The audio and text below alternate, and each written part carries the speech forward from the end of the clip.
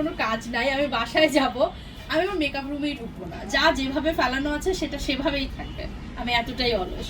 আচ্ছা, এটা হচ্ছে আমার পরা শাড়িটা, যেহেতু আমার পরা শাড়িটা আমি একটু সামনে থেকে দেখাই। আমার পরা শাড়িটাতে আপনারা এরকম লাইট কাটওয়ার্ক করা পাবেন এবং পুরো শাড়িটাতে চওড়া পাড় থাকবে, রিয়েল স্টোনের কাজ করা, সাথে হচ্ছে সিকোয়েন্স থাকবে, একদম শাইন যে পাচ্ছেন এটা সিকোয়েন্সের শাইনিংটা, এবং সাথে হচ্ছে সিলভার সিলভার জরি সুতার কাজ, হ্যাঁ এমব্রয়ডারি, মানে সুতাও আছে, জরি সুতাও আছে, সিকোয়েন্সও আছে এবং স্টোনও আছে। পুরো শাড়িটা খুবই শাইনিং একটা শাড়ি, হ্যাঁ একদম ঝিকমিক ঝিকমিক টাইপ শাড়ি এবং খুবই সুন্দর।